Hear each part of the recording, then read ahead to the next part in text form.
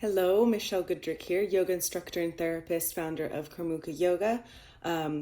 Just offering you a fusion of yoga philosophy with psychology to help enable you to live life with greater joy, independence, and energy. So today's topic is locus of control, yoga, and psychology. What is the connection?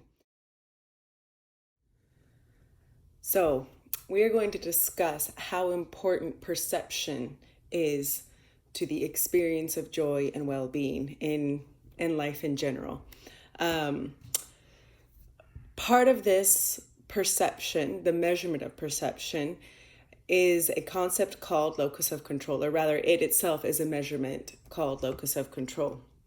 Now you're probably wondering, what on earth does that have to do with yoga therapy?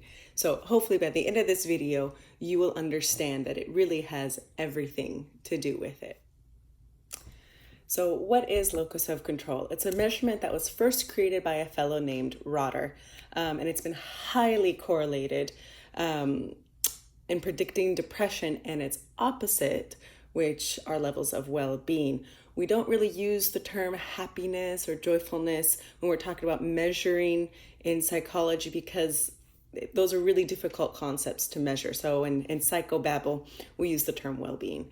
And so LOC is basically assessed through a list of questions that determine how much control a client perceives that they have over their own life. Now, this is important. It's their own perception. It has nothing to do with what their parents, their brothers, their sisters, or their own therapist thinks that they have, or the level of control they have over their life. It has nothing to do with it. It's a purely personal, subjective perception of their own level of control. So once this questionnaire is taken and all the scores are tallied up, that offers the therapist the chance to observe from a quantitative perspective, like a very objective perspective, whether or not the client has what we would call an internal locus of control or an external locus of control. So what does that mean? So basically, if you score high on an internal locus of control, you basically feel that you have control over your life. Now, this is for the good and for the bad. So when things happen, it's because you had something to do with it, to simplify the concept. Now, if it's an external locus of control and you score high with that, then basically you fall into what would be popularly known as the victim mentality. This idea that you had nothing to do with what's ever happening in your life. It's all happening to you. So what does that mean? We can look and see that if a client has a high internal locus of control and a low external locus of control, that will give us information to be able to predict their overall level of well-being. We could predict with a pretty high reliability that they're living a pretty happy life and that they feel like they're able to take personal responsibility for their actions and have the freedom to do so. And this translates to a higher level of well-being, okay? Now, an opposite to that are those who score high on an external locus of control, low on internal locus of control. So if you have somebody who is scoring that way, then that means that they are going to fall into that victim mentality, that you will suffer from higher levels of depression and anxiety, lower levels of well-being. So with that in mind, with that basic concept of locus of control, this idea that an internal locus of control basically translates to the hero mentality. We'll call it that for simplicity. And then a high level of external locus of control will translate into what we might consider the victim mentality. So if you're interested in living a life of joy and well-being, it might be of interest to you to figure out how to decrease your perception of external locus of control and how to increase your perception of internal locus of control. Now, there's the number one thing you can do to change from a depressed state of being and feeling like you're the victim of circumstances into the hero of your life is to take 100% responsibility for the good and the bad, for the negative and the positive that have occurred, that will occur, and that are occurring.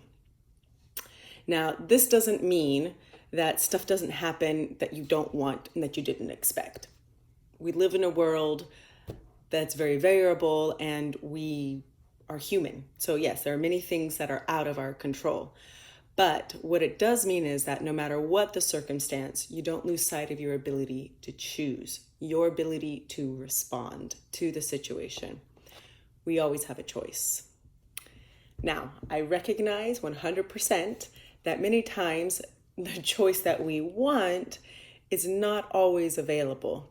But that is why we have this thing called neuroplasticity, which allows us to creatively respond to new stimuli and find answers to unpredictable situations. This too, neuroplasticity, is correlated with well-being, which is really interesting that those two things seem to go together. And so this is where we come into the beauty and efficacy of yoga in increasing levels of well-being and decreasing experiences of external locus of control. All the other benefits of yoga, like greater flexibility, strength, movement, pain relief, are wonderful, but they're secondary side effects, and they are oftentimes a way to get people started in yoga. I mean, that is actually how I got started in yoga, thanks to a wonderful, nasty fall and knee injury. But all of these positive benefits that I just mentioned are actually built up on a much deeper purpose that states that you are a free and sovereign human being, and that nature never had any bounds for you. You are a free and sovereign human being, and that nature never had any bounds for you. All the various practical and occult practices of yoga have existed as a way to help you as an individual recognize and experience this truth for yourself. So hopefully now you can understand why the concept of locus of control is intricately connected to the practice of yoga. When we practice yoga, it's not just doing external postures. If the focus is just upon the external form, you will greatly miss out on the mass majority of the benefits of a yoga practice.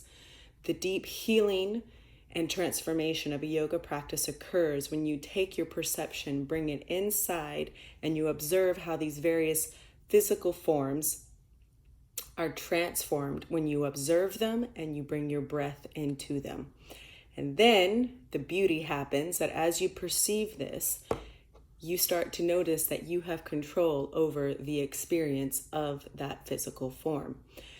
And oftentimes that physical form will then transform into an emotional experience as well, which is okay and completely normal.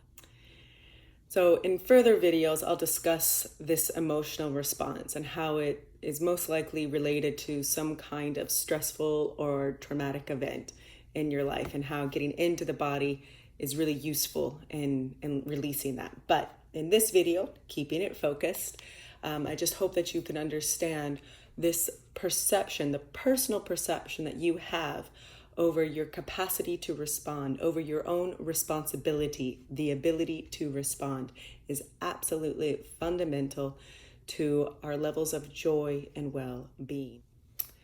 So keeping that in mind, this necessity to be able to perceive your own responsibility, this is where yoga can become a great tool in helping you to increase that perception of internal locus of control.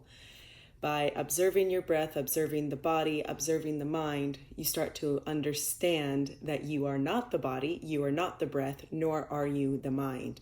You are actually something much bigger that is observing the whole. And this observer is really what enables you to respond to the situations that come up in life that are either hoped for or unhoped for, and then be able to move forward. And this capacity to be able to move forward especially from unexpected perceived negative events is absolutely fundamental to our experiences of well-being. I don't think there's anybody in the world who has ever lived a life where there are no unexpected negative events, especially after everything that we have lived as a world, as a humanity with this coronavirus. Now more than ever, we need to be able to put our little thinking caps on, breathe, observe, and figure out how can we best respond to the current situation that we're in, not as victims, but as heroes. And the practice of yoga, I know from my own experience, I know from the experience of my students, offers a great way, a great and excellent tool to be able to do just that. So if you found this video to be useful or interesting, please give a little like below there. And if you would like to be informed of future videos, then please subscribe and you'll get a nice little ding in your inbox letting you know when I've been able to get my life together to give you another video. If you fancy attending any online yoga classes, or if you would like to schedule an online therapy session with yours truly, then please go ahead and visit the website www.karmukayoga.com. That's KARMUKA.com. There you can see when the class times are. You can also see how to contact me so we can schedule an individual session. All the best. Now, I hope you will turn off this little techno gadget, get yourself outside into some sunshine and some contact with real live human beings. All the best. Ciao, ciao.